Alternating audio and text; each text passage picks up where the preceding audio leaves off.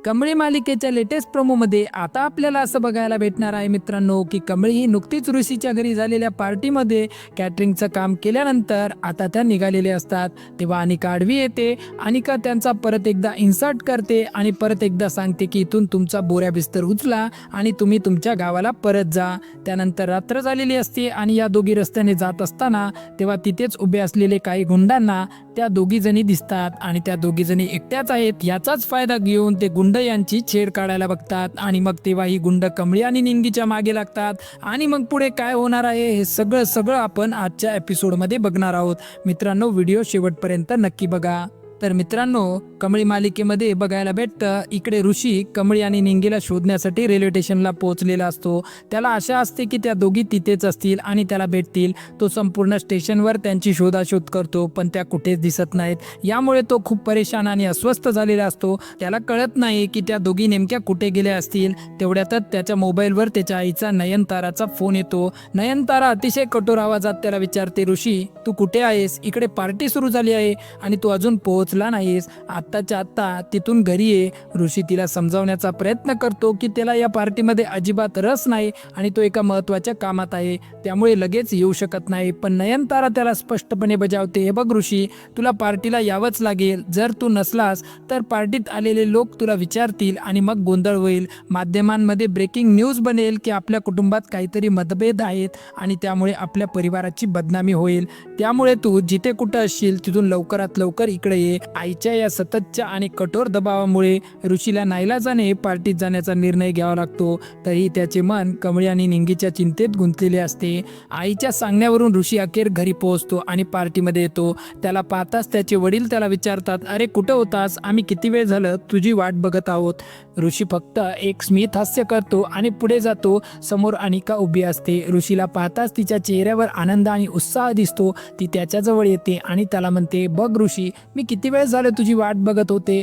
बघ, मी तुझ्यासाठी एक सरप्राईज आणला आहे। तिने ऋषीसाठी एक अतिशय सुंदर आणि महागडा कोट आणलेला असतो आणि ती त्याला तो घालून बघायला सांगते। ऋषी आणि इच्छेने तो कोट घेतो आणि तिथून निघून जातो। त्याच पार्टीमध्ये आता कमळी आणि निंगी पोहोचलेल्या असतात। पार्टीत माणसांची कमी पडत असल्याने एका माणसाने त्यांना कॅटरिंगचे काम करण्यासाठी तिथे आणलेले असते।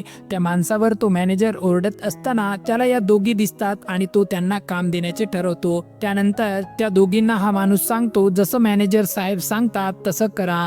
त्यानंतर ते तुमची खायची आणि राहायची दोन्ही व्यवस्था करतील, फक्त काम चांगलं करा। या परिस्थितीमुळे त्या दोघी हतबल होतात। त्यानंतर त्या दोघी कॅटरिंग करणाऱ्याचा युनिफॉर्म घालतात आणि आता त्यांना तिथे आलेल्या पाहुण्यांना जेवण वाढायला लागते। त्यांच्या चेहऱ्यावर लाचारी, एक प्रकारची अस्वस्थता स्पष्ट दिसत होती। आलेल्या सगळ्या पाहुण्यांना त्या दोघी आता जेवण वाढण्याचे काम करत असतात, ज्यांच्यात अनेक श्रीमंत आणि प्रतिष्ठित लोक असतात। हे सगळं काम करत असताना कमळीला मात्र फार लाज वाटत असते। तिच्या मनात जुने क्षण आठवत होते। गावाकडे असताना आबा कशा प्रकारे तिला अभ्यास करताना मदत करायची, आई अभ्यास करताना तिला किती प्रेमाने घास भरवायची, कमळीने कसा अभ्यास केला होता, तिची मोठी स्वप्न काय होती, हे सगळं आता तिला डोळ्यासमोर दिसत होतं। पण धुळीला मिळाल्यासारखं वाटत होतं। आज ती एकाच वेगळ्याच वळणावर येऊन पोहोचलेली होती। जिथे तिला शिकून मोठे अधिकारी व्हायचे होते तिथे ती अक्षरशः वेटर बनून काम करत होती। या विचारामुळे तिला खूप दुःख होते आणि तिच्या डोळ्यात पाणी तरळलेले होते, पण कामामुळे तिला ते लपवावे लागत होते। त्यानंतर मग आपण बघतो कमळी आणि निंगी शरबताचे ग्लासेस घेऊन समोर जातात। तिथे समोरच अनिका तिच्या मैत्रिणींसोबत हसत खेळत एन्जॉय करत असते। अनिकाची नजर या दोघींवर पडताच ती फार चिडते आणि तिचा चेहरा रागाने लाल होतो। ती त्यांना म्हणते, अजूनपर्यंत तुम्ही दोघी जणी गेला नाहीत, तुम्ही इथेच आहात आणि तुमची एवढी हिंमत की तुम्ही इथे पार्टीमध्ये सुद्धा आलात, तुम्हाला कोणी आमंत्रण दिलं आहे? अनिकाच्या मैत्रिणी देखील कमळी आणि निंगीची खिल्ली उडवतात आणि त्यांचा अपमान करतात। कमळीकडे नाईलाज असतो, ती मुकाट्याने ते सगळं काही ऐकून घेते आणि अपमान घेते। अनिका तिच्या मैत्रिणींना मोठ्या आवाजात ऐकू जाईल असे म्हणते, बघ कमळी, आता तरी तुला तुझी लायकी कळाली आहे ना? किती चीप क्वालिटी आहेस तू आमच्यासारख्या स्टँडर्ड लोकांच्या पार्टीमध्ये। आता तुला असं लोकांना जेवण वाढावं लागत आहे। त्यामुळे आजही सांगते की तू आत्ताची आत्ता तुझ्या गावाकडे जा, इकडचा नाच सोडून दे। अनिकाच्या या शब्दांनी कमळीच्या आत्मसन्मानाला खूप ठेच पोहोचते। तेवढ्यात आपण बघतो की इकडे ऋषी देखील तिथे येतो। ऋषी पार्टीमध्ये फिरत असतो आणि त्याची नजर कमळी आणि निंगीवर पडणारच असते, पण नेमके त्या क्षणी अनिकामध्ये येते आणि त्या दोघींना साईडला सरकवते जेणेकरून ऋषीची नजर त्यांच्यावर पडू नये आणि काही जाणून बुजून करत होती जेणेकरून ऋषी आणि कमळीची भेट होऊ नये. पण पार्टीमध्ये अशाच प्रकारे त्यांची हुकाचूक होत असते. त्यानंतर पार्टीमध्ये आलेल्या पाहुण्यांना निंगी ज्यावेळेस शरबत द्यायला जाते त्यावेळेस तिची नजर ही ऋषीवर पडते. निंगी ऋषीला ओळखते आणि त्याला आवाज देणारच असते. तेवढ्यातच अनिका तिथे येते. निंगीचे तोंड दाबते आणि तिला बाजूला घेऊन जाते. अनिका तिला दम भरते आणि सांगते की ऋषीसोबत बोलण्याचा किंवा त्याला भेटण्याचा प्रयत्न सुद्धा करू नकोस, नाहीतर तुमच्या दोघींची काही खैर नाही. चुपचाप आपलं इथे काम करायचं आणि इथून निघून जायचं.